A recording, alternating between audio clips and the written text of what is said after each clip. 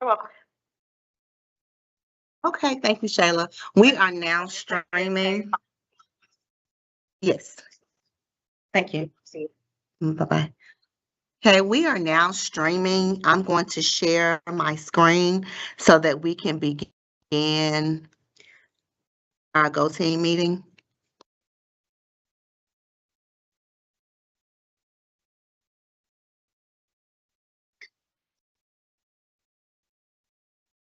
Can everyone see my screen? Are you able to see it? Yes. Yes. Awesome.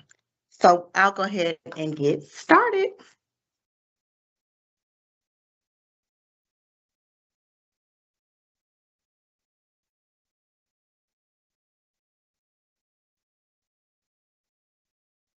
Okay. Good afternoon. Welcome to Perkinson Elementary School's Go Team meeting, where we will follow the agenda as it has been emailed to you and publicly noticed. I am pleased to call this meeting of the Perkinson Go Team to order at 4:09 p.m. I will act in the capacity of interim Go Team Chair for this meeting. Our first order of business is to appoint an interim secretary and call roll. Ms. Drew will serve as the interim secretary only for this meeting. Our official secretary for the 2026-2027 school year will be elected during this meeting. The interim secretary will now take the roll.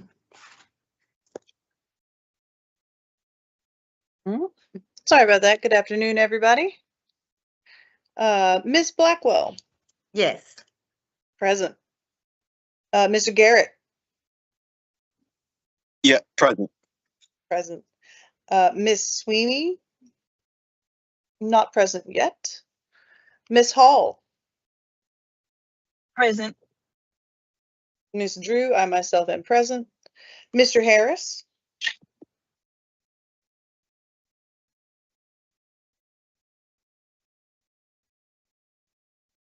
Mr. Harris, are you still present with us? Yes. Yes. Sorry, Thank let you, me get sir. it off. You're all good. I have trouble with the buttons myself. And Mr. Tubergia, Present. that concludes the roll call. This team will only be able to take official action if a quorum is present. Ms. Drew, is there a quorum present? We do have a quorum.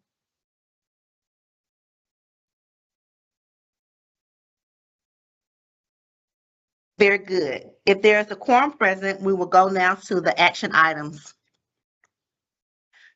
Our first order of business is to approve the agenda. This was provided to you in copies. I can pull up a copy is here on display. May I have a motion to approve the agenda? I motion to approve the agenda. A second? A second. Are there any amendments to the agenda? Okay, all in favor, please say aye. Or raise Aye. your hand. Aye. Aye. All opposed, please say nay or raise your hand. Any abstentions? Very good. We will now move to filling vacant seats in the open community. We will now move to filling vacant seats in the open community member seat. Before we begin the process, I'd like to remind the Go Team of the following. The principal brings forth the nominations for the vacant and open community seats. All Go Team members have only one vote per seat. Individuals filling a vacant seat will serve under the conclusion of that seat's term. Individuals filling an open seat will serve for the full 2-year term. Upon approval, individuals are immediately full Go Team members and may join the meeting.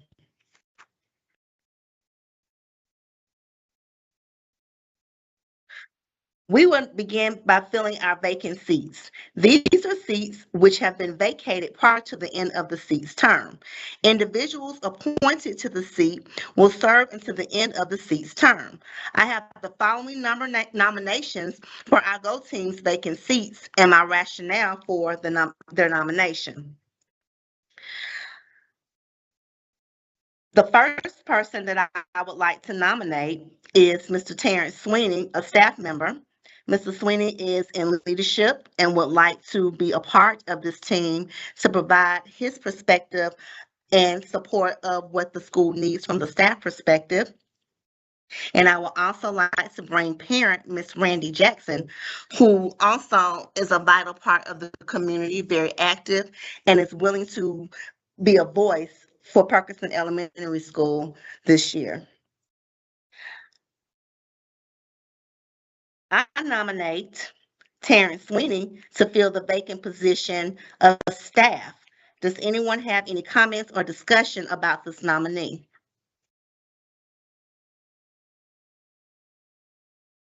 I think it's a great idea. This is Mr. Tiberkia. He's been a long-serving member of the staff at Perkerson. He has a great rapport with our students. And as the fifth grade teacher, he's sort of known a lot of the students for a long time, and he serves as a mentor for several of the students. So I think it's a great idea. Okay, awesome. Does anyone else have anything they would like to say about Mr. Sweeney? Thank you, Mr. Tiberkia, for your feedback. We will now vote on the nomination of Mr. Sweeney, Terrence Sweeney, for the position of staff vacant position. All in favor, please say aye or raise your hand. Aye. Aye. Aye. All opposed, please say nay or raise your hand. Any abstentions? Please say abstain and raise your hand. All right, so Mr. Sweeney is now a part of the GO team. We will now move to Ms. Randy Jackson. I nominate Randy Jackson to fill the vacant position of parent. Does anyone have any comments or discussion about this nominee? I'll just say I think it's a great nomination. She's been a parent at our school and has been very active with programs that we've had going on at school, as well as the PTO. Would anyone else like to provide any information or for discussion? Yes, this is Mr. Harris. I would highly recommend Ms. Jackson. She is certainly a parent that which I consider to be full circle from day to school to the after school program. Very committed to all programs and supported all kind of different ways. And you cannot beat that type of support. So I highly recommend Ms. Jackson. Awesome. Thank you, Mrs. Drew and Mr. Harris, for your feedback. We will now vote on the nomination of Mrs. Randy Jackson for the position of parent representative. All in favor, please say aye or raise your hand. Aye. Aye. Aye. Aye. All opposed, please say nay or raise your hand. Any abstentions, please say abstain or raise your hand.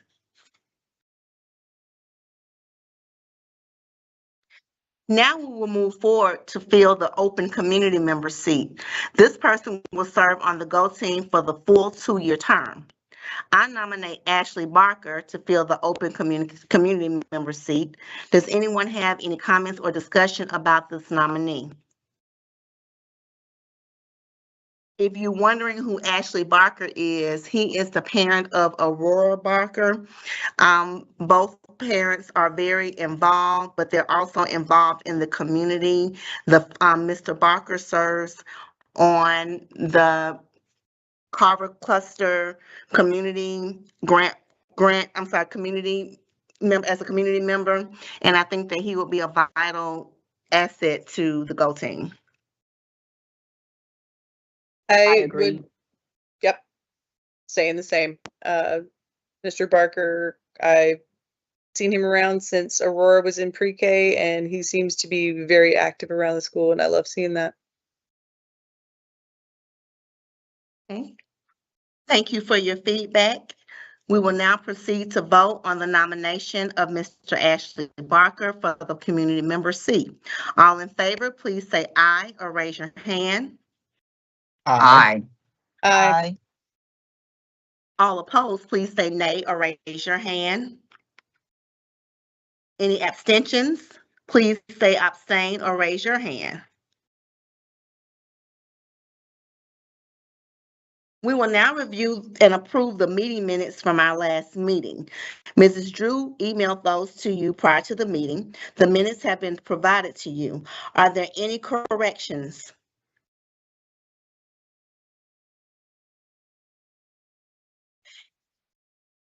Do you all need a minute to look over them again? Okay. If there are no corrections, may I have a motion to approve the previous meeting's minutes? I motion to approve the previous meeting's minutes. A second? I second the motion to approve the previous minutes. All in favor, please say aye or raise your hand. Aye. Aye. Aye. All opposed, please say nay or raise your hand. Any abstentions, please abstain and raise your hand. We will now move to electing Go Team officers and representatives. Before we begin the nominations, I'd like to remind the Go Team of the following. Nominations do not have to be second. A member may nominate themselves. A member may nominate more than one person for any position. A member may decline a nomination during the nomination process. Members may not serve more than 2 consecutive terms in the same office or position at the same school. Nominees do not have to leave the room during the nomination period or when a vote is taken. If there is more than one nominee per elected office, each nominee will be offered an opportunity to share why they should be elected to the seat. The newly elected officers will assume their positions starting at the conclusion of this meeting and serve until June the 30th. All voting members have only one vote per seat. First, we will elect the Go Team's chair. As a reminder, the responsibilities of the chair include, but are not limited to, leading Go Team meetings, working with the principal and Go Team to develop meeting agendas, ensuring every Go Team member has an opportunity to be heard, monitoring team compliance.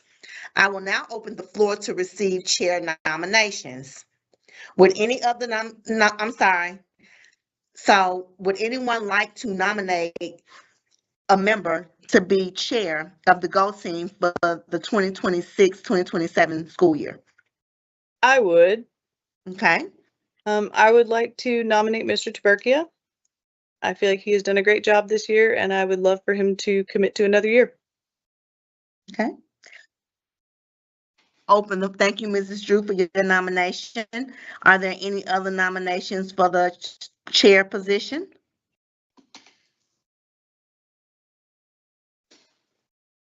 Okay. Mrs. Taberkia, would you like to decline the nomination?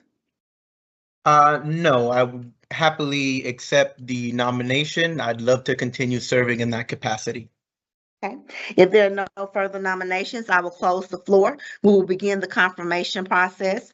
We have one person being considered for the chair seat. The nomination for chair is Mr. Miguel Taberkia. At this time, I will offer each Mr. Taberkia an opportunity to explain why he is the best candidate, and I'm assuming we don't have to do that because he is the only candidate. So now we need to vote in agreement that we are nominating Mr. Taberkia as the chair this year. So please raise your hand to vote. Or just say aye if you agree or are voting that Mr. Taberkia should continue as the chair of our Go Team. Aye. Aye. Aye. Any abstentions? Please say abstain. Congratulations, Mr. Taberkia. You will serve as the Go Team chair for the school year. Now we will elect the GO Team's vice chair.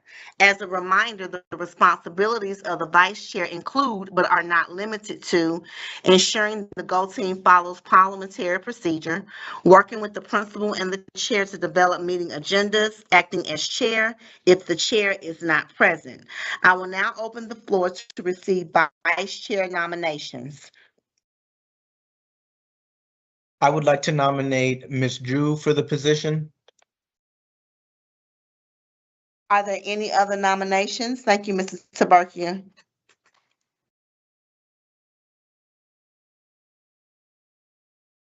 Ms. Drew, would you like to decline the nomination? No, I would be happy to accept.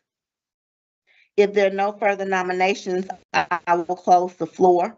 We'll begin the confirmation process. We have one person being considered for vice chair. Please raise your hand to vote for your choice. If you agree that Ms. Drew should be vice chair of our GO Team, please say aye. Aye. Aye. Any abstentions? Please say abstain. Congratulations, Ms. Drew. You will serve as the GO Team vice chair for the school year. Now we go to elect the team secretary. As a reminder, the responsibilities of the secretary include, but are not limited to, posting GO Team documents to the website, taking minutes at the GO Team meetings, and ensuring the GO Team is in compliance with the Georgia open meeting laws. I will now open the floor to receive secretary nominations.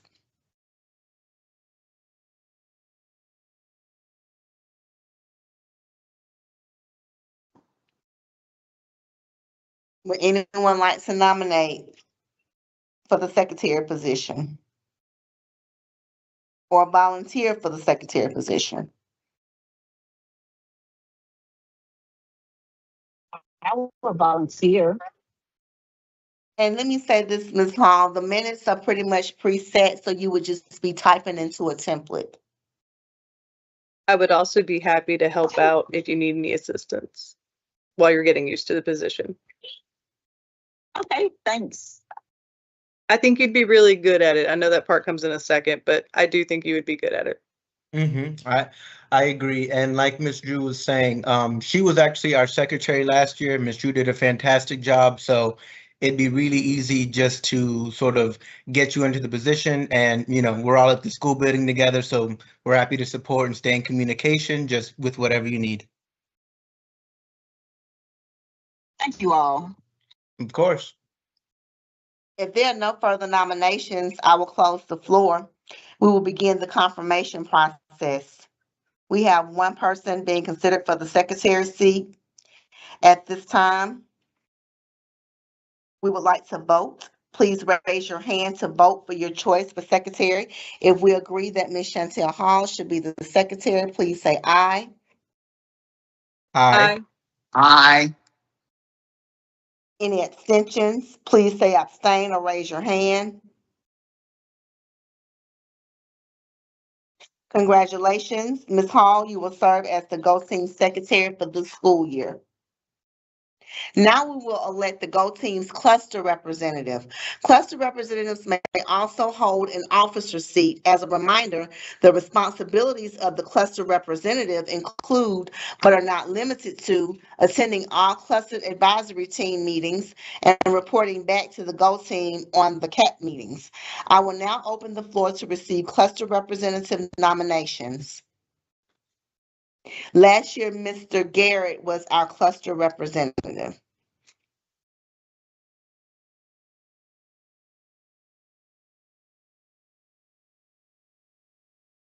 I would like to nominate Mr. Garrett. I don't know if I can do that. No one said anything.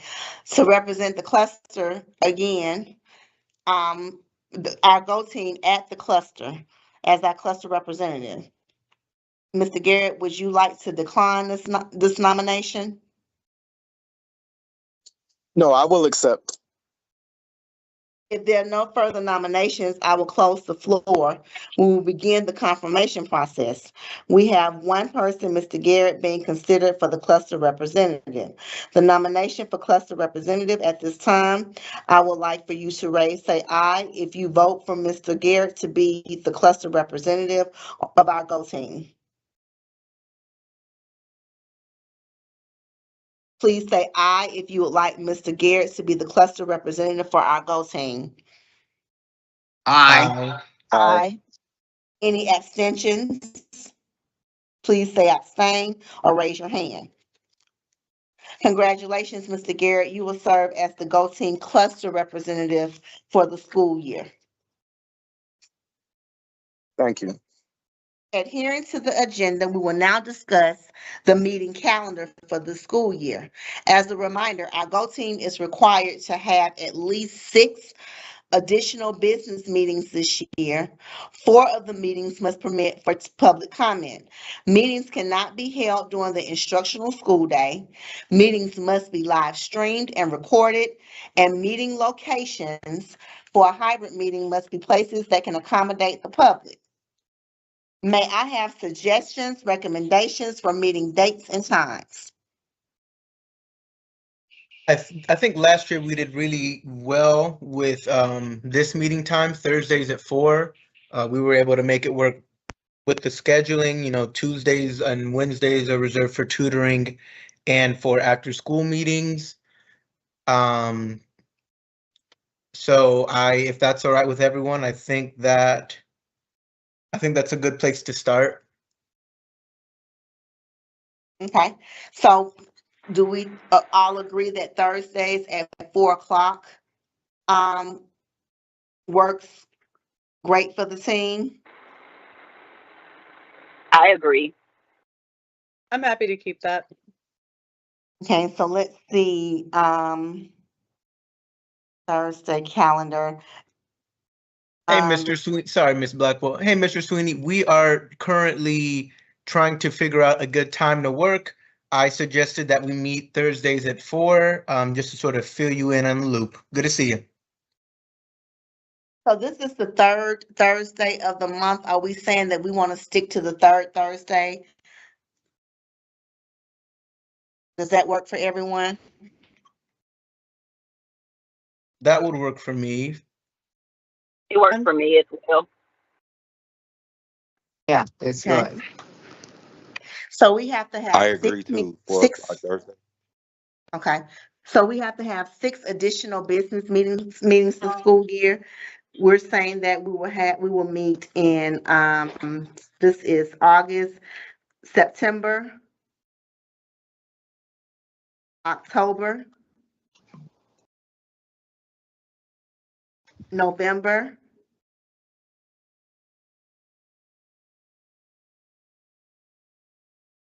December, January, February, or do we want to not meet in December since it's a short month? And do September, October, November, January, February, and March? I think that's a good idea. Sometimes I think December can sometimes get a little busy in terms of programming and events. So that might be a good idea. Just start fresh, and skip December. Okay, We should consider though, I do believe we have a break in March. I'm not sure. I don't have the school calendar in front of me, but I no, do. we don't have a It's not break. March.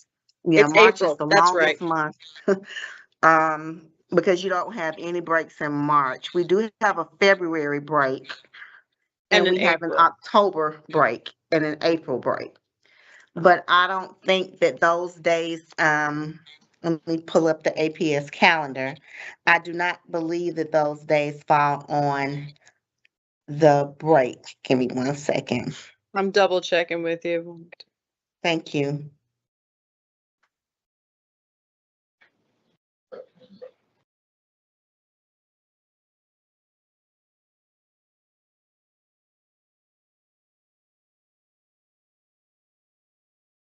I actually think the October break may fall on that 3rd Thursday.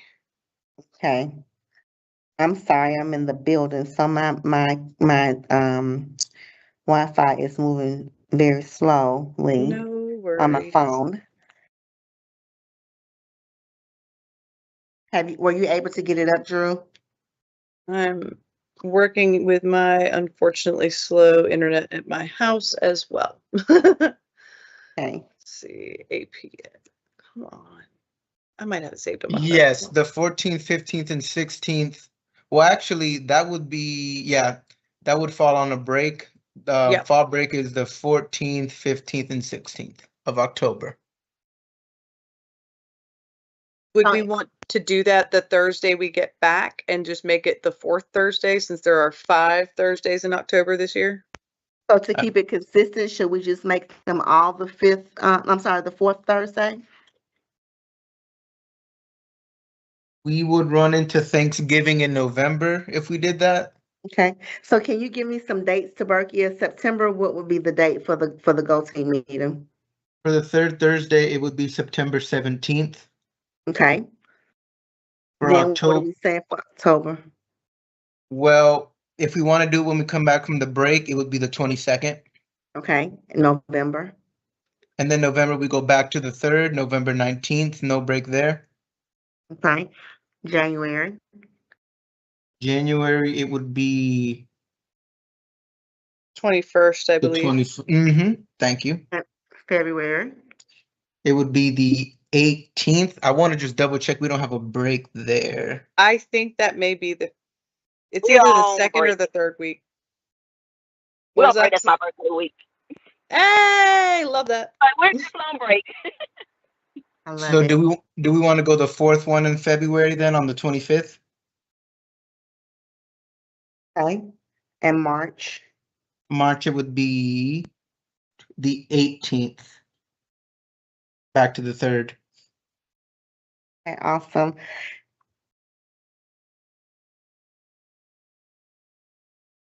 Four of the meetings must permit time for public comment.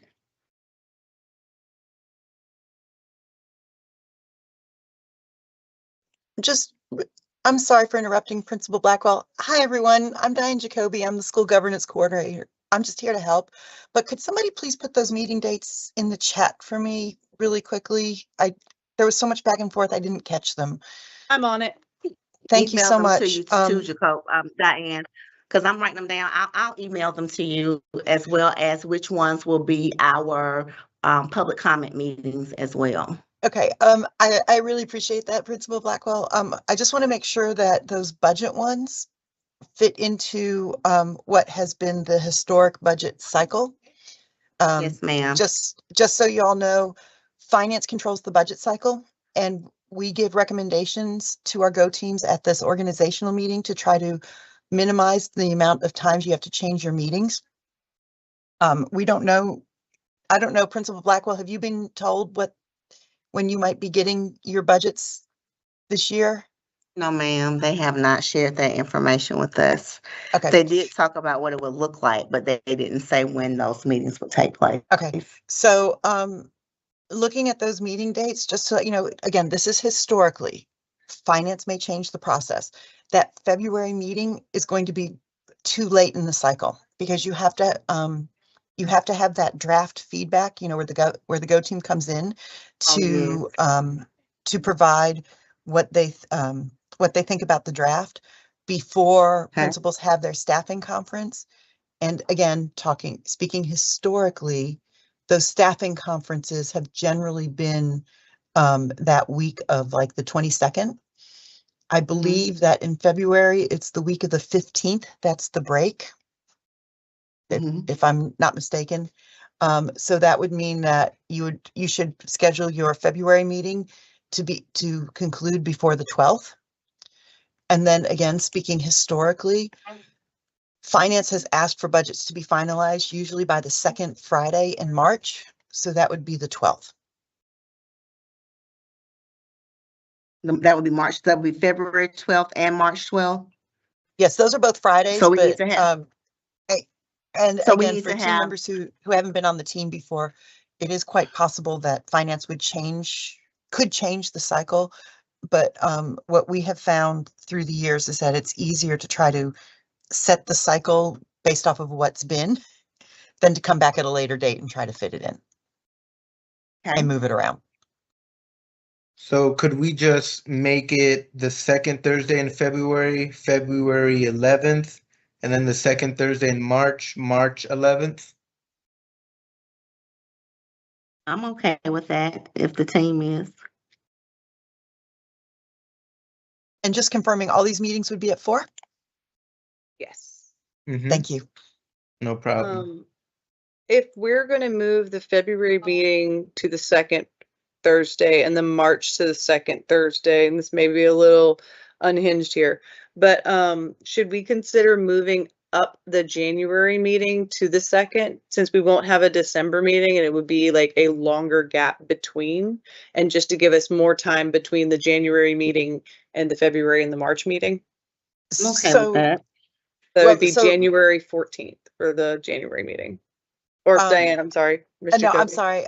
That's where the challenge comes in with this is because of when finance releases those allocations. Again, speaking historically, those allocations are generally released right around Martin Luther King, either like the Thursday before, or sometimes they've been like the Tuesday after. So honestly, I think your date of the 21st in January is actually a good date based upon Mhm. when principals have received their budgets in the past. Perfect. I seem to recall something about us having to delay a meeting because there was forthcoming information. So good call. Thank you. Yeah, and again, I just, if finance changes the timing in the process, we go and look at all of the dates that our Go teams have, and we do communicate to them as soon as we know, so that you all can hopefully make adjustments to your schedule. So September the 17th, October the 22nd, November the 19th, January the 21st, February 11th, and March 11th. Is that correct? Yes. Okay, at 4 o'clock. Mhm. We know that 4 of the meetings must permit time for public comment. Which 4 meetings would we like to allow public comment? Which dates?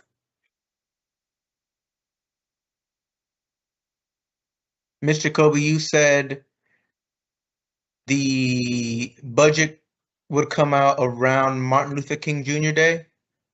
That is historically when it's been coming out. Gotcha. We have in the 10 years, in the 10 budget cycles I've done, sometimes it's been as late as the last week in January, and sometimes it's been as early as the second week.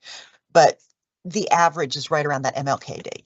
Gotcha. I think that would be a good one, just to, let the community have some oversight, or maybe some input or some awareness of what's going on there. So I think that would be a good one on Okay, I January have that. 21st.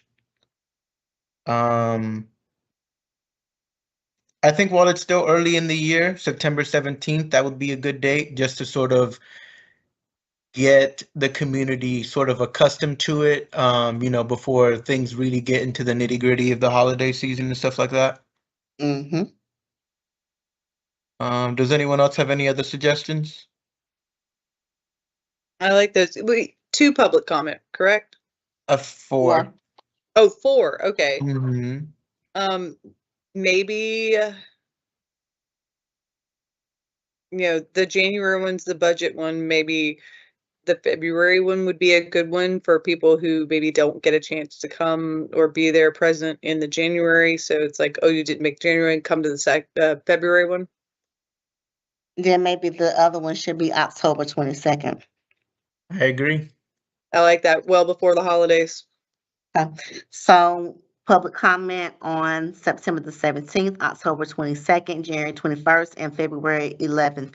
And Diane, I'll send you these dates via email at 4 o'clock on Thursdays. All right.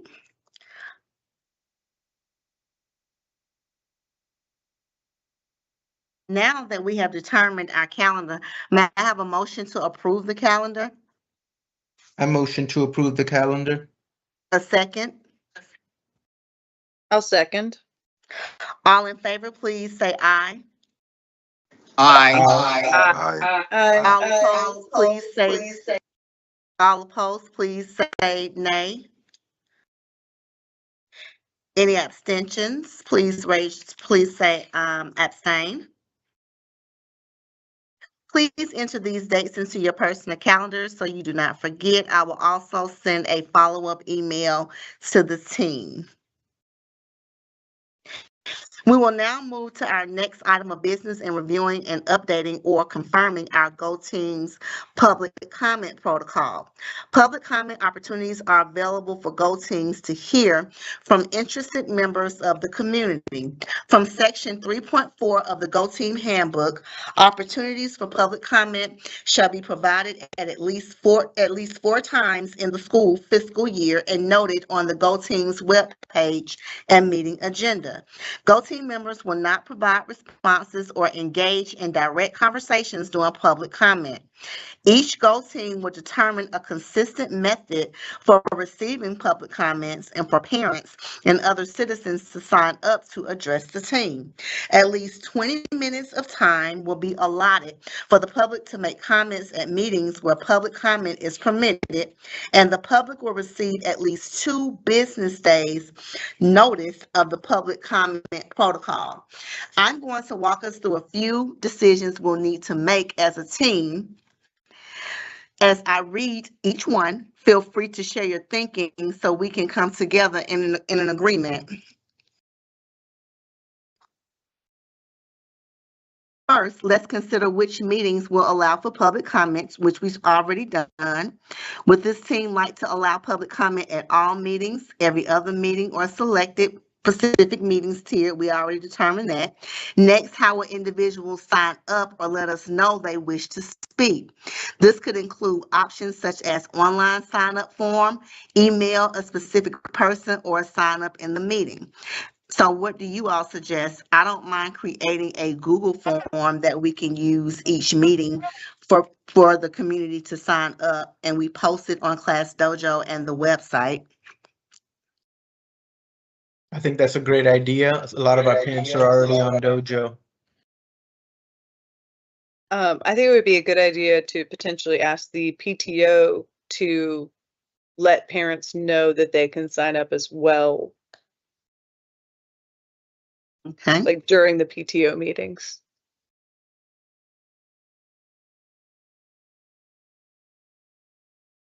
Okay. We feel like that's a good process for making sure that we are clear and accessible for our school community. So we will create a Google sign-in sheet and ask PTO to share the dates that we have public comments. Building on that, what will be the deadline for signing up to speak? For example, will we require signups a certain number of hours or days in advance of the meeting? I think we should be pretty flexible with that just to encourage participation from our families and community. I feel like when you have potentially 4 children that go to our school, it could be a bit hard to remember every little detail. So I think letting people even sign up,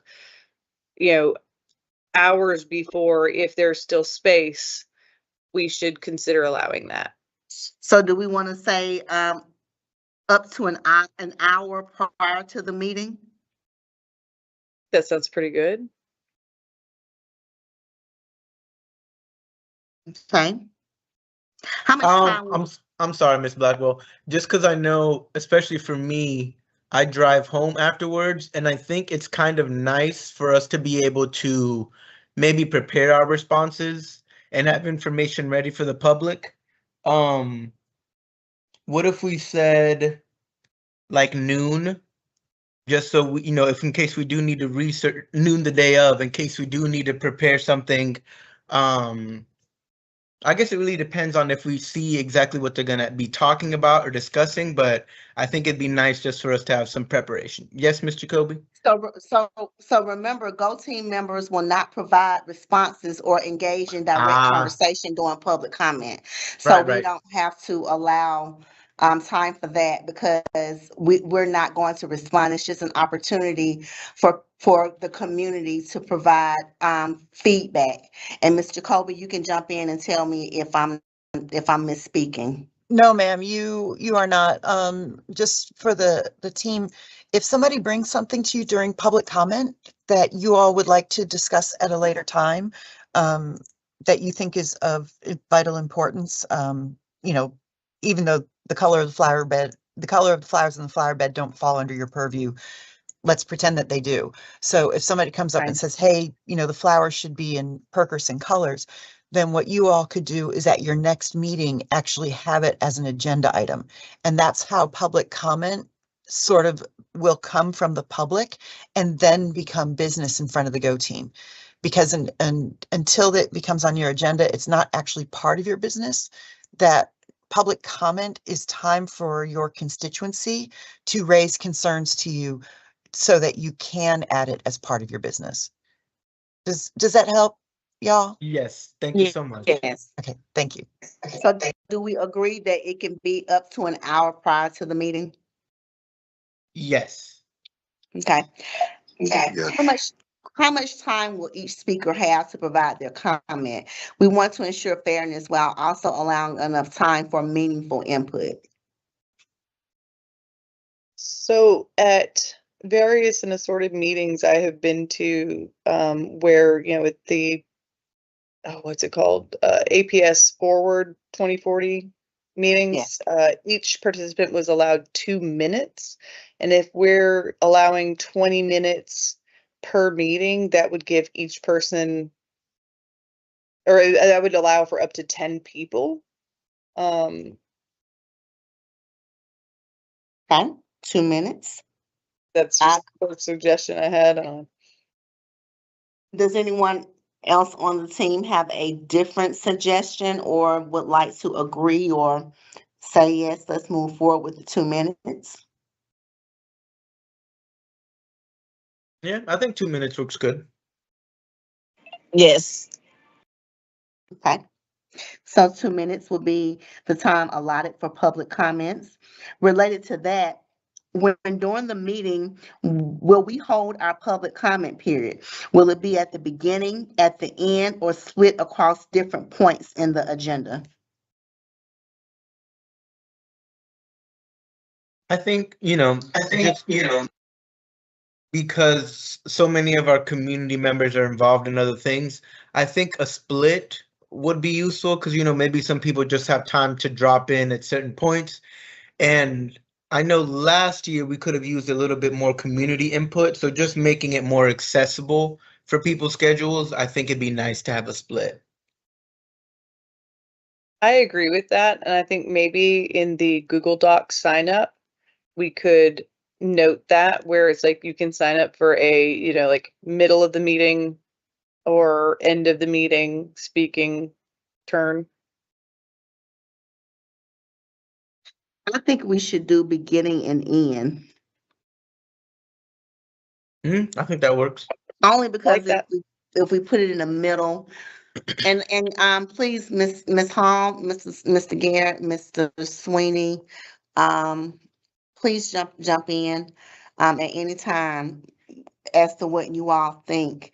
I just think that putting it in the middle may interrupt the flow of the meeting, but beginning and end, I think would be great. But I'm not a voting member. I just give my opinion. So what do you all think? I agree, especially someone who has been secretary and had to take notes. That would be much easier flow. I agree I also. agree It with sounds that like as well. it sounds like it'd be good especially for people who may get off late or may arrive to the meeting late. Yeah, I So agree as we're- well. I think at the end works better. So we have agreed to a split across different points. beginning and end? And then finally, is there anything else we'd like to include in our public comment protocol? This could be additional expectations for conduct, how we communicate that the Go team listens without responding during public comment, or if and how follow-up may occur outside of the meeting.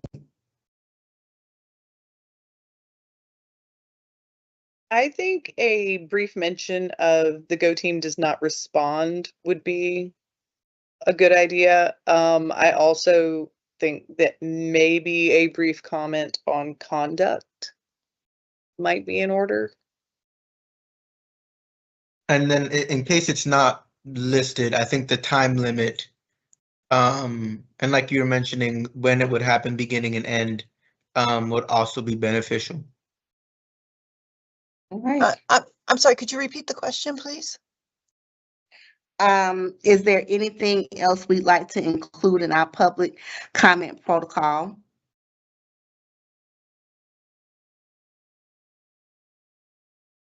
Like additional expectations for conduct, or how we communicate that the Go team listens without responding, or if and how follow-up may occur outside of the meeting.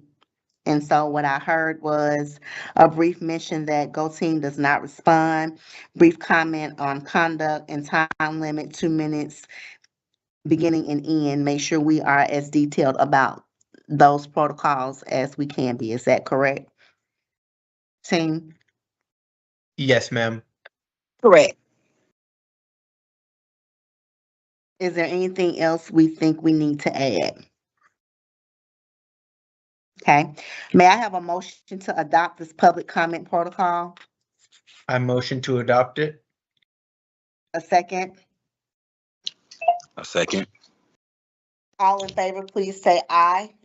Aye. Aye. Aye. Aye. All opposed, please say nay. Any abstentions, please say abstain. Now we will determine our Go team meeting norms. We'll begin by reviewing the initial Go team meeting norms. This is a meeting of the Go team. Only members of the team may participate in the discussion. Any members of the public present are here to quietly observe. We will be fully present. We will follow the agenda as noticed to the public and stay on task. We will be respectful of each other at all times. We will be open-minded. We will invite and welcome contributions of every member and listen to each other.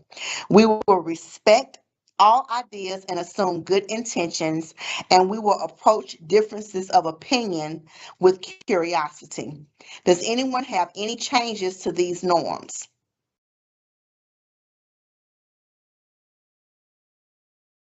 Okay, may I have a motion to adopt these norms for our Go team?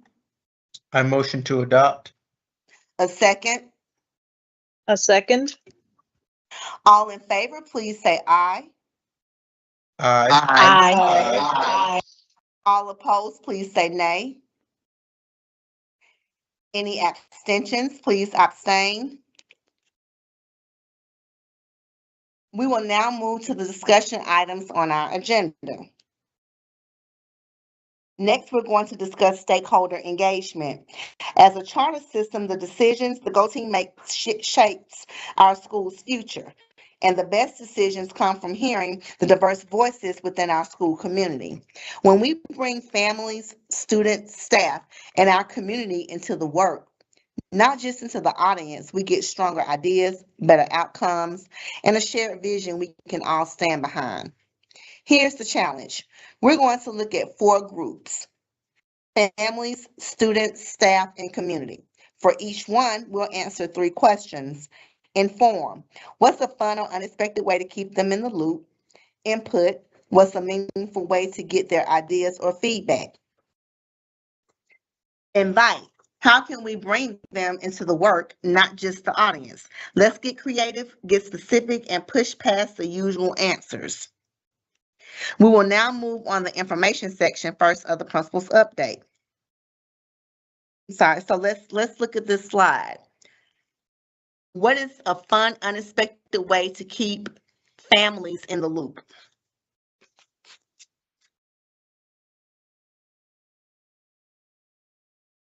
What is a fun, unexpected way to keep families in the loop? Maybe we should work on, we have our morning announcements at the school and they're streamed for our YouTube channel. Maybe we should try to do something where we make parents aware of that on Class Dojo, like once a week, and we add important things that parents need to be aware of, and they can actually tune into our, little news stream in the mornings. I like that. I like that. Are there any other ways that we would like to keep our families informed?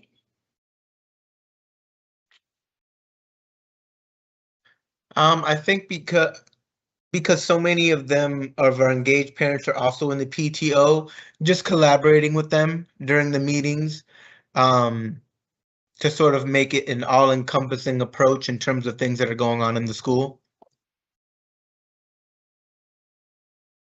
What about our students?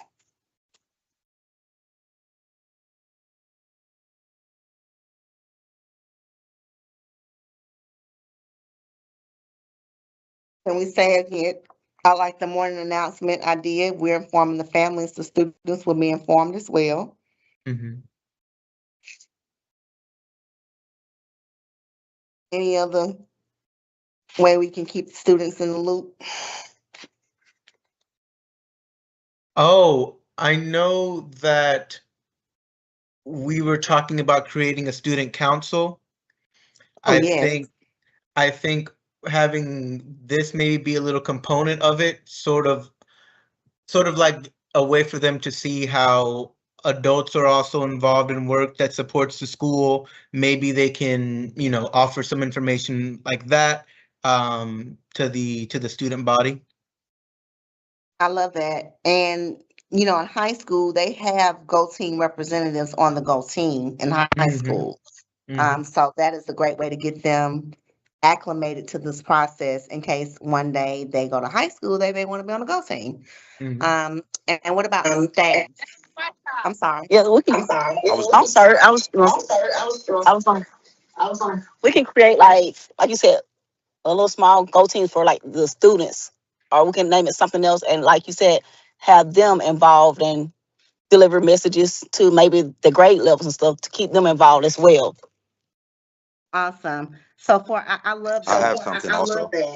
Say that again, Chantel, so I can jot that down. We can get keep the students, sorry, students along with the Go Team. Yeah, so we can create like little houses, like a house of a student, different type of houses, and have each grade level report back to their grade or their team what we have discussed and everything. So we have like a little meeting with the students. We make like student body, classroom. Grade level leaders. I love that. What about We can allow the students to vote as well for their, their who they choose. Awesome. Mrs. Sweeney, you want to say something?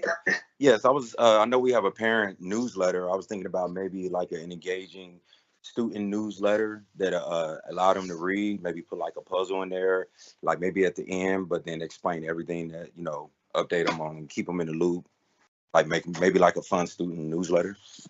Love it. And what about the staff? What's the fun, unexpected way to keep them in the loop? I know there's a point in our staff meetings where we sort of go through the different members of the leadership to let them know, to give updates. I think including that in a portion of it where we have a Go Team member, maybe a different person each time, just so they can get acquainted with who's in the Go Team and so they can be aware of what's going on. Because I feel like sometimes these staff members only kind of get cued in a little bit later when it's time for budgeting or things like that. So just helping don't make me laugh. So just sort of keeping them in the loop throughout, like, this is what happened in August, this is what's happening in September, so on and so forth. Awesome. And Like what a about monthly update. like a monthly update? And what about the community? I think Satu has his hand raised. Satu? So I know that you guys do the morning announcements. Is it broken down into like grade level? No.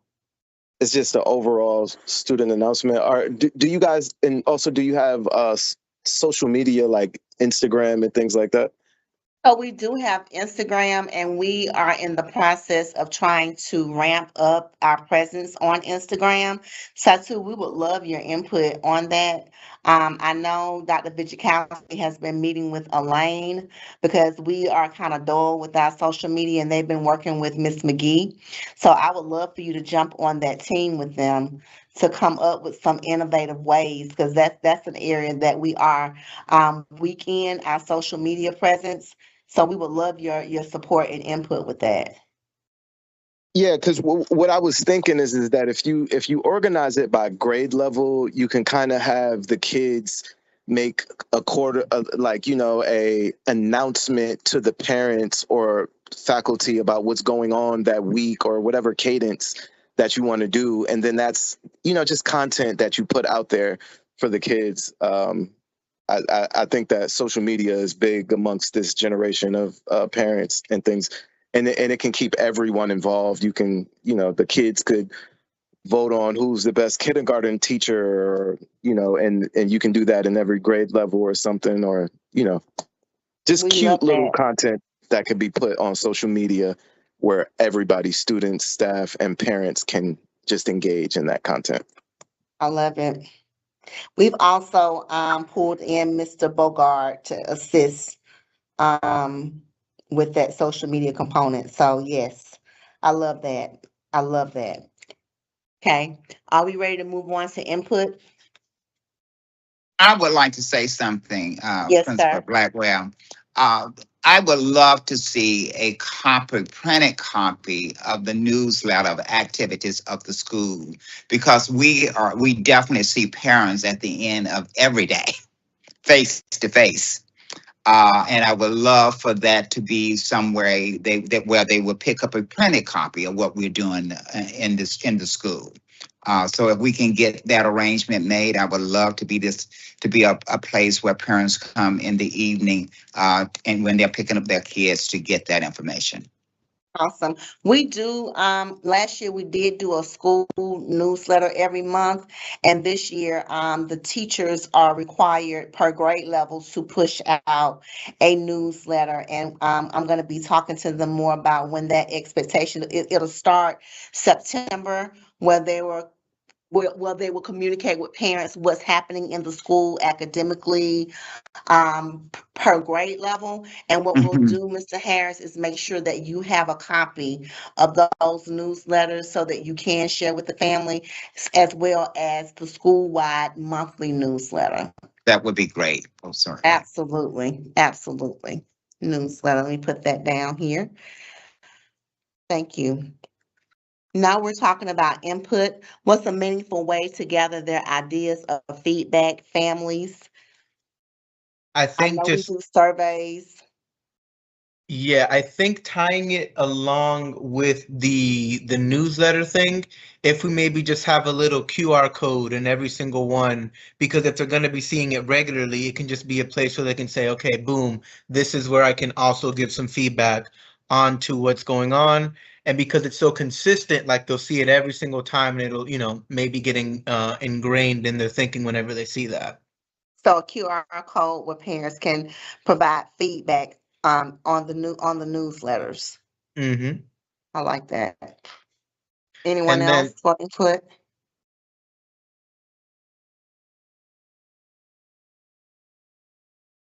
Anyone else for input?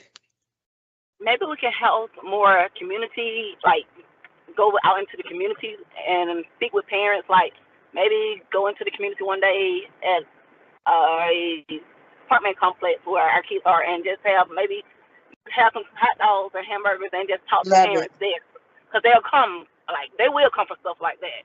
I love that. I've seen also, Ms. Hall, a school, and I wanted to do that too. That's an excellent idea, where we get different types of ice cream and have different stops throughout the community. and let the parents know the times that we'll be at those stops, and they can come and have ice cream and conversations with us, like the ice cream truck used to come through the neighborhood. Oh, yeah. Yes, I love And give the schedule, sort of like our bike bus, Yes. where I we was- give a schedule as to when we're going to be at certain places at certain times. I was thinking about a Saturday, and then they could just come and meet us at those stops to get some free ice cream and just have some conversations. We also have a parent that has a food truck. We might want to ask them if that might be something they might be willing to collaborate with us on. We can talk about that definitely, Mrs. Drew. Can you come see me tomorrow? As long as you're available during lunch and planning, yes, ma'am. Yes, ma'am.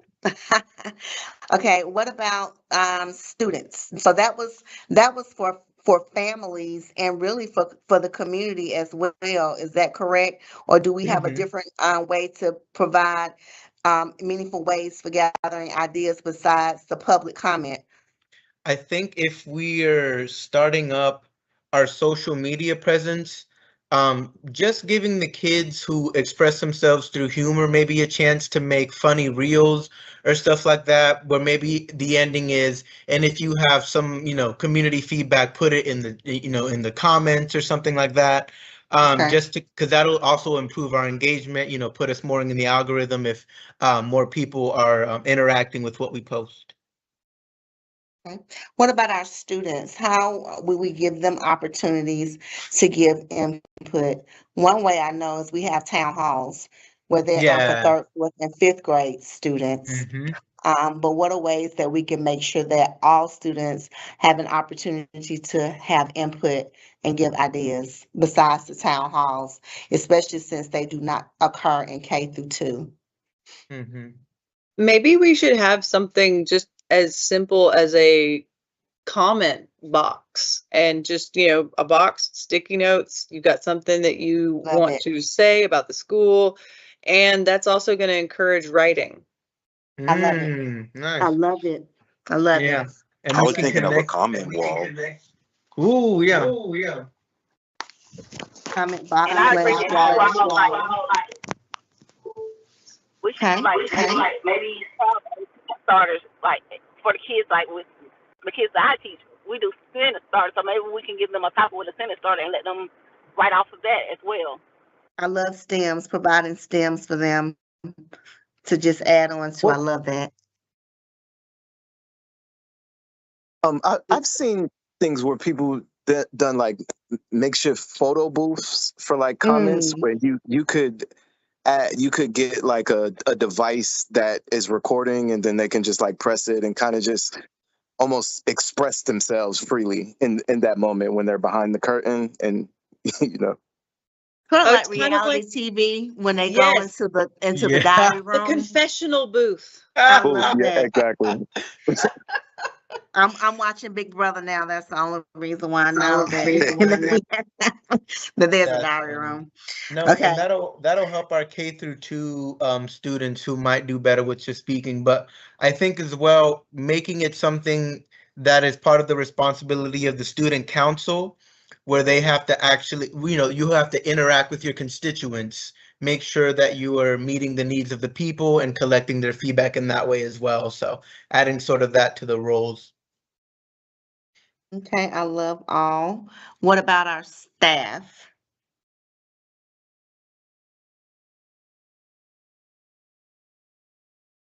I know surveys.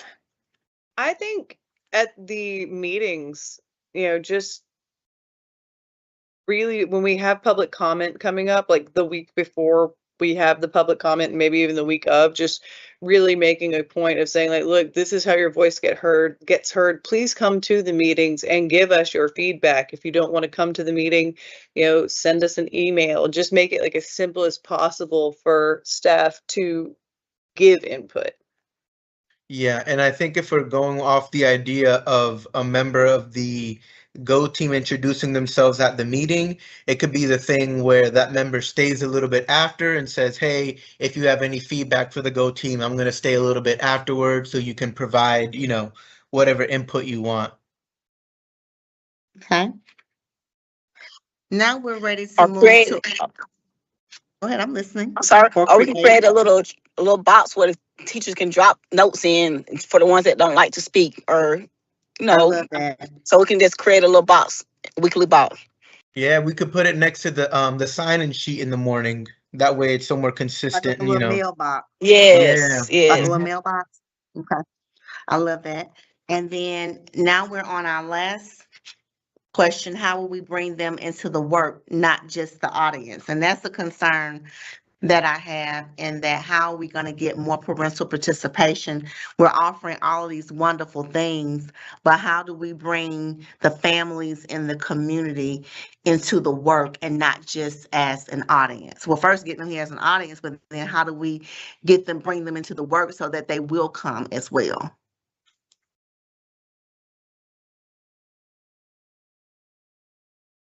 I think for maybe open house, or not open house, not meet the teacher, whatever we have coming up next, maybe have activities where the parent and the student maybe can color together and they post their picture on the wall. Or when they come in, have them do an assignment together and post it somewhere. Have a student parent wall instead of just student work, student parent work. I like that. Student It could be parent like a wall. student parent assignment day. Like Yes, what you yes, just yes, said, I yes, think that yes. can be called Or like a maybe, student parent assignment day, where they can basically, the student and the parent complete assignment, and inside the school, maybe with their teacher, have a discussion about it. That way the parent can see exactly what they're working on. Teacher can break it down. you could even like gamify it a little bit. Like, there was the game, Are You Smarter Than a Fifth Grader? Are you smarter than your fifth grader? And have like a kind of game night where you do something that's like what you're working on in class.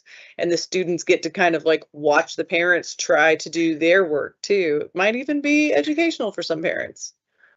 Yes, think, parent, share with your parent. Turn and talk with your parent. Tell them, explain to your parent, how would you solve this? I love all of that. What about our students?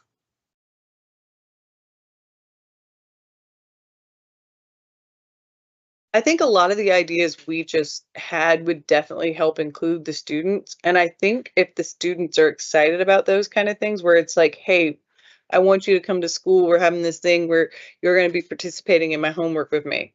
Like, I want to do this. And we could offer maybe like a small prize to like the parent that does the best or something like that. But I think like if the students think it's fun and it's something that they want to do, that's going to encourage not only student participation, but also the parent participation. Okay. And then I was also going to say, kind of going back to the parent a little bit, it might be worthwhile on like, maybe one of the meetings we have, or like one of these events we have, where it's like, if you attend, all you have to do is attend. We'll have a raffle for a small gift card just to get people to come in, but that might be a little much. No, we offer gift cards and food and childcare. It's just trying to think of more innovative ways to get them to actually come and not just be the audience, but to bring them into the work. Those are all wonderful ideas. Absolutely. Absolutely. Ms. Black, when you say the work, are you saying just the work around the school, or are you saying the work in terms of the education, strict All of academic? all of that, the education, the academics, getting more parents to come and want to volunteer, giving the school back to the community, making it a community school where we're all doing the work together. What I notice is when we have functions, it's always the same parents coming in doing the work. So how do we broaden that so that it's more inclusive and bringing in all parents? What is the barrier to getting them to come in, to participate, to show up, but then also to be able to do the work? What is the barrier that's keeping them from coming to the parent universities or the PTO meetings, so that they can come, not just be an audience, but that's where you get to really do the work. Does that make sense what I'm saying? Yes. Yeah. We If I might, may, go ahead, I'm sorry. I do want, I'm sitting back hearing all of the things we're talking about. I mean, we do it because the arts certainly is a participatory, engaging a part of the whole child's life. We would not be an arts program without the participation and the engagement of parents. There is costumes, there is lighting, there is wardrobe, that is all of the things that bring the parents involved with the participation of programming. Programming is 3 programs a year: the fall, January, and the spring performance. We would not be where we are today without that engagement, and it continues because that's what we do. Even if there is a person or a teaching artist that definitely do the work, they are not allowed. In my world, they have to share the work with the parents and the students, how we accomplish this mission. So that has been the buck of really what has built a program my entire APS life, is engaging the parents. Even though we know as educators and beyond, we could do it sometimes alone, but that's not how that go down. Engaging in this school, this beautiful, wonderful school, is about all other activities that you can bring into the school, participating with their child, engaging them in the growth and development of that child. So it take a lot of brainstorming, how you do the trial and error, but sometimes you get to that stage where you have the magic happening at your school. So these ideas that we are discussing now, we probably need a group working on that, to put out their survey, what would you like to make happen, and participate with it in your child. I think there are things coming up that we definitely can do more work on it, and create something that's beautiful in that collaboration. This is a community school engaging parents and others, stakeholders, and blah, blah, blah. That's how we are basically supported by stakeholders in the community, is because they are participating in the work. And that participation take them knowing what the work they need, what can I do to help? And that's constantly putting it out there, whether it's bringing a box of chips, juice, a tutu, or some ballerina shoes, or some workout shoes, outfits. So, and I'm talking about from my own perspective as the director of the arts, that engagement, and I've certainly been here for a while to see it come from zero to where it is at today. And it's all based on parents participating with their child, curling their hair, putting on their mustache, making sure their outfit and costume working at them at home on their lines, making sure they have that solo performance ready to deliver to the audience. It's work, but we have to do it. That's all I have to say. Yes, sir. Yes. And Okay. I'm rolling in. I'm coming. If they had to bring me in on a scratch, I'm coming. Yes, sir. Okay.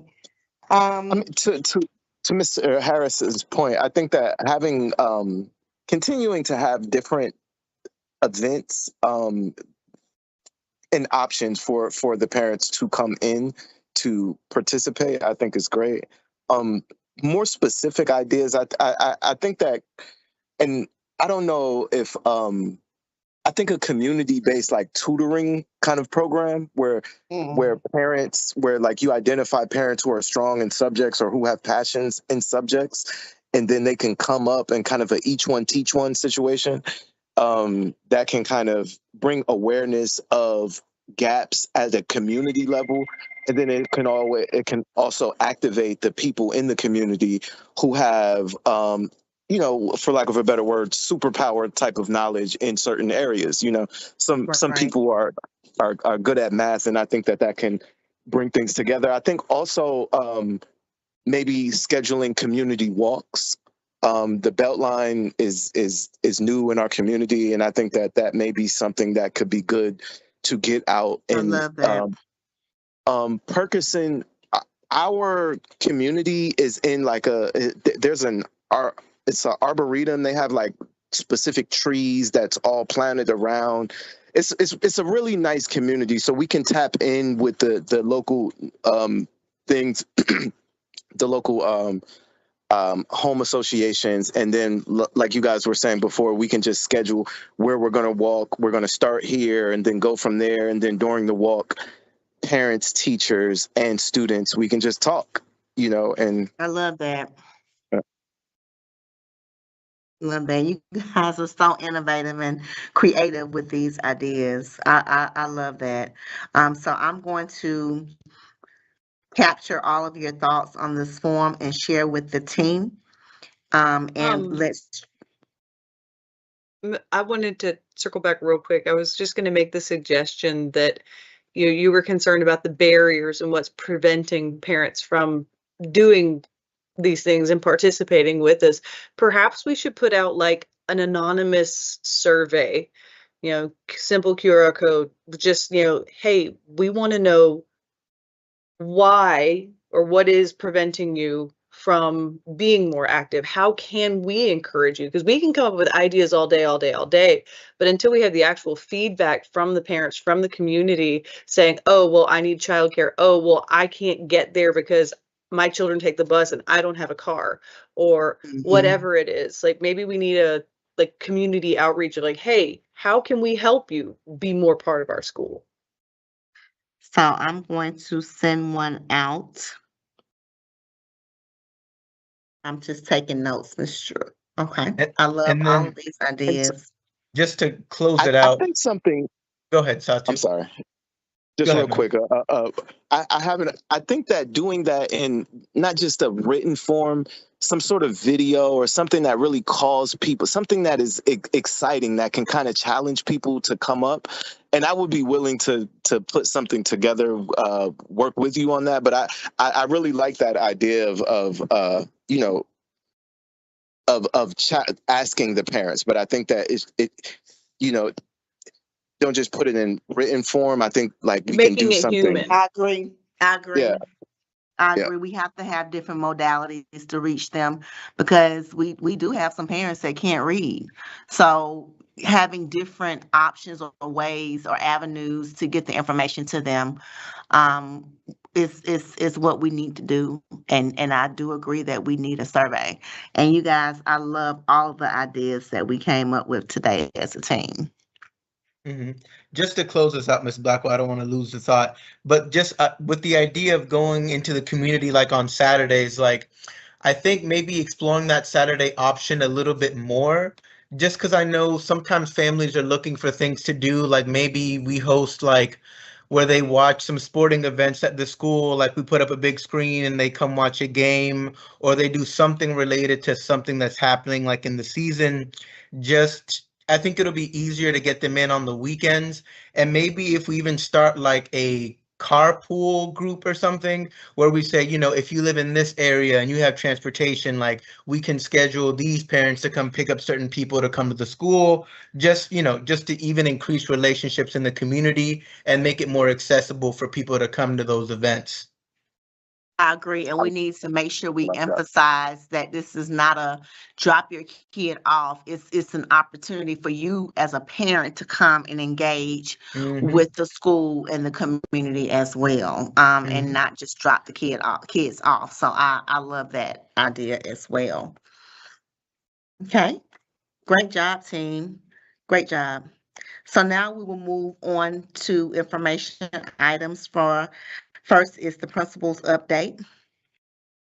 So I just want to talk to you guys about some of our focuses this year. And one of the focuses, Focus 5, removing barriers for students, staff, and families. And I just talked a little bit about that. One of the things that we're doing, or one of the initiatives that we have implemented here at Perkerson Elementary School, is the Perkerson Corner Store. We have a partnership with CORE, which is a 50, a nonprofit organization that has come into our school and adopted us. Not only will they be writing grants specifically for our needs here at Perkerson, but we'll also be providing parents with fresh fruits, vegetables, as well as non-perishable foods throughout the week. Parents can come and shop. We have a partnership with Buckhead Beef, Whole Foods, and Trader Joe's. So the food that we're getting for our families is quality food in the corner store. Not only will they be able to shop for food, but also they have art in the store, clothing items. We gave away laundry baskets full of laundry detergent and other household cleaning supplies. So they are a very exciting partnership, and we want to welcome the core program to Perkerson Elementary School. So if you have not had an opportunity to come and shop at the corner store, if there's a need for your family, you're more than welcome to come and shop at the corner store. We also were able to secure a partnership with the food bank. So what that looks like is we do have the food bank coming to Sylvan once a month, but we felt as though that was not enough. When you think about a family that has 7 children and they buy 2 loaves of bread, when they get home, if they have a house full of boys, Satu, you know this, that first loaf is gone. So then how are they being sustained for the rest of the week? So the goal was to have the core corner store here where they can shop during the week, but we want to send them home on Fridays with a basket to replenish for their families. So we are setting up now what that will look like.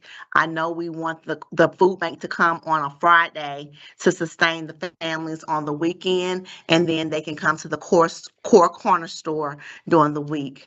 We also was able to get one of our partners to purchase buses for tutorial. They're giving us $4,000. That was a barrier for our students last year. We didn't have enough students stand for tutorial because parents did not have transportation. So we were able to secure $4,000 to take care of our tutorial transportation for the remaining of the year for the entire school year. And then we are implementing the weekly grade level newsletter, communication letters that we have been discussing today during the Go Team meeting, as well as we have ordered $20,000 worth of classroom materials and books. When Dr. Vijikowski came, last year I gave Mrs. McGee $10,000 to update the media center.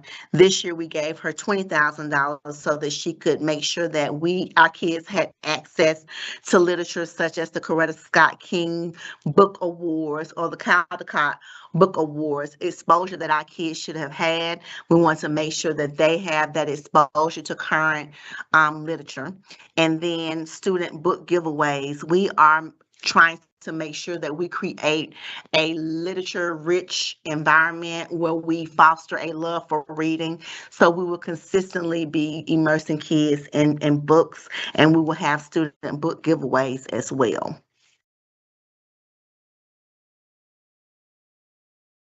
Now we move to APS personal electronic device policy. Before I do that,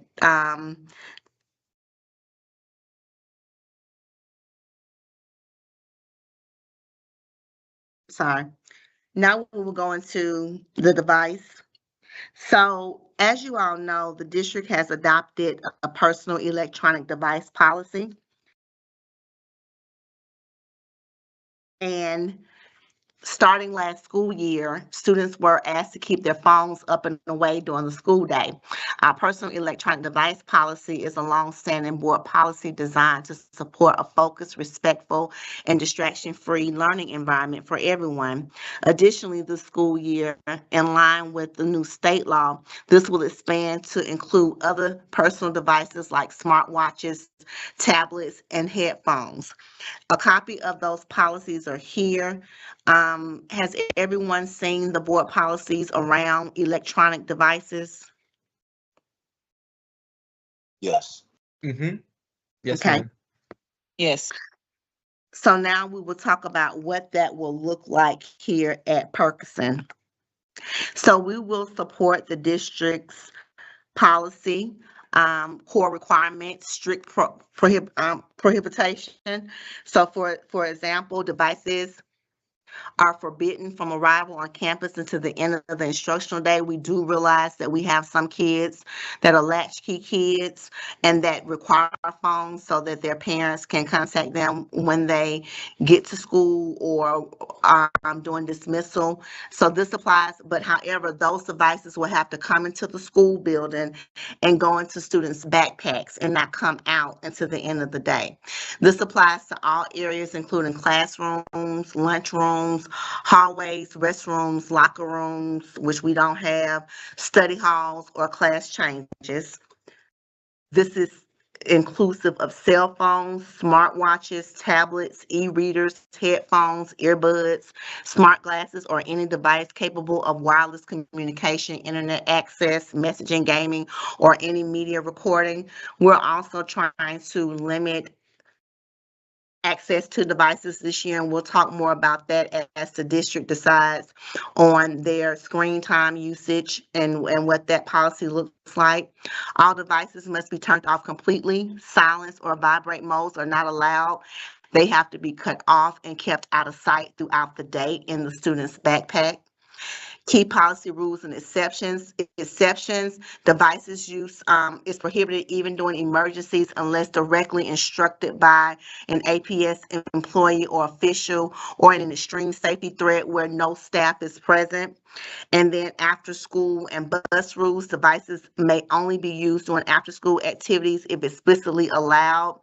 And that will be determined for after school. Mr. Harris, you would have to make a determination about what that looks like for after school. Devices are prohibited on school buses and if used without headphones, if they interfere with, they can cause interference with bus operations if not used, if the headphones are not utilized. So therefore, we're asking that they not utilize cell phones on the school bus. They cause distractions, and consent and media written consent is required for possession of devices on campus as well as for taking photos, audio, or video or on school grounds. So because of that reason, a lot of times peers were taking pictures of each other and posting them on social media, and some kids did not have consent for their pictures to be posted. So therefore, that's another reason why it is imperative that kids keep their cell phones in their backpacks at all times.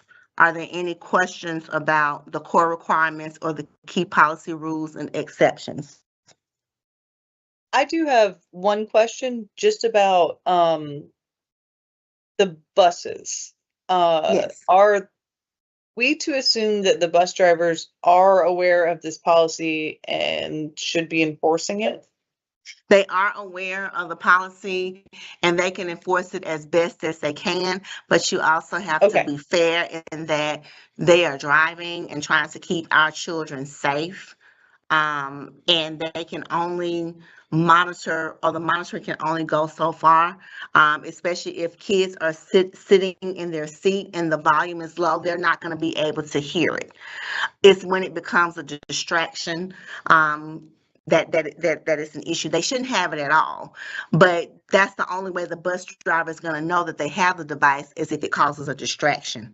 What we're asking the parents to do is to have conversations with their children about the safety of utilizing those cell phones on the bus. It's already difficult enough to transport a bus full of elementary school or really a bus full of any age children to and from school safely. They really need bus monitors, to be honest with you, on these buses. However, if we can just do our part as parents and as the school to enforce keeping the book bags in your backpacks, and then when you get off the bus, then cut your phone on and make any necessary phone calls you need to your parents or whoever. That is the type of support that we need here at the school from the community and the parents.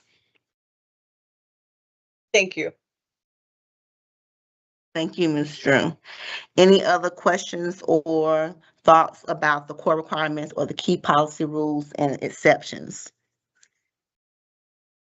Okay. Enforcement and liability, confiscation and searches.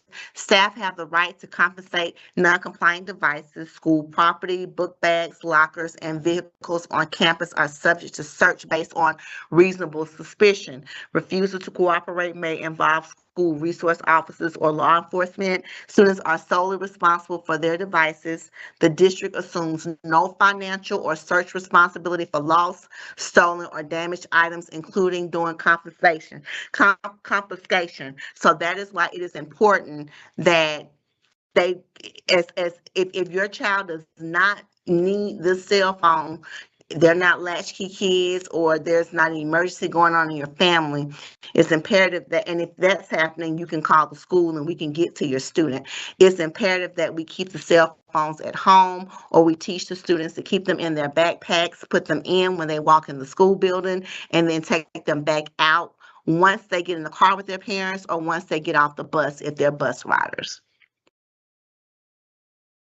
Any questions or concerns about this policy? Okay, I also wanted to talk to you guys about our data.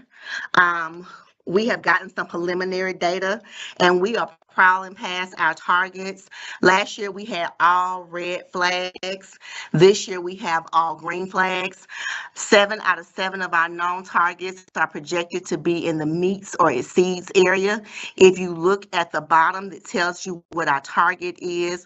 This year, remember, ELA was hold harmless, so we only right now have the math and the science scores.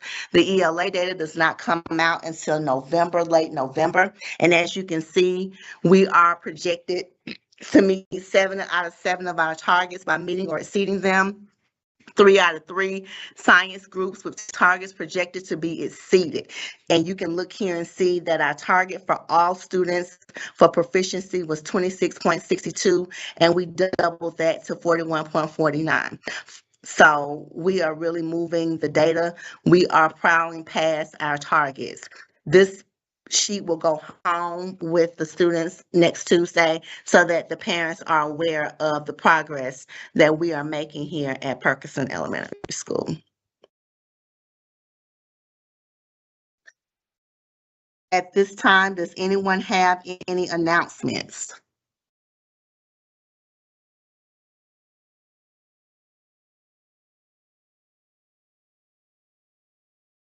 The Go Team office would like to remind all Go Team members that they are required to complete orientation within 1 year of joining the team and must be renewed in every 4 years. Failure to complete the orientation training will result in removal from the Go Team. So if you have not done your Go Team orientation in Ellis, please do so.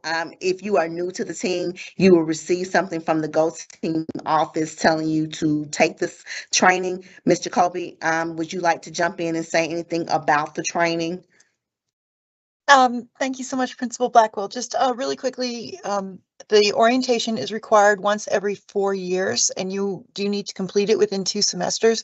There are 2 parts to it, an online self-paced part, and then when you complete that, you can sign up for a live interactive virtual part. So that's once every 4 years. And then just so everybody knows, there are 2 other required trainings for the year. One is ethics. Employees already have to complete an ethics course as a condition of their employment, so they don't have to do the Go Team office ethics, but everybody else has to do the Go Team office ethics, and we usually send that out sometime in September. And then state law requires all of our governance team members do an annual budget training, and that will be sent out closer to budget. It all depends on what finance's timeline is, but we send it out so that you can complete that training before you discuss budget. We do offer other opportunities for optional learning. Those are called G3s. We have a summit once a year, which is an in-person opportunity. And then we also have G3 conversations, which are opportunities for you to interact and learn from different people, either in central office or even possibly outside the district, about things that are relevant. So if anybody has any questions, please do not hesitate to reach out to the Go Team office because we are here to support you in this work. Thank you, Principal Blackwell. Thank you so much, Diane. Again, remember, failure to complete the orientation trainings will result in removal from the GO team. And like Mrs. Colby said, if you have any questions, please do not hesitate to contact their office. We have reached the end of our agenda. Is there any additional business at this time? May I have a motion to adjourn the meeting? I motion to adjourn the meeting. We have a motion and a second. All in favor, please say aye. Aye. Aye. Aye. All opposed, please say nay. Any abstentions, please say I abstain. Meeting is adjourned. Thank you all for your input. And this was a little lengthy. Usually our meetings are not this long, but our organizational meetings usually are because we have to take care of some business. So again, enjoy your evening and thank you for coming out and thank you for being a part of the team. Thank you. Thank you. Have a good night, everybody. Yeah, bye-bye.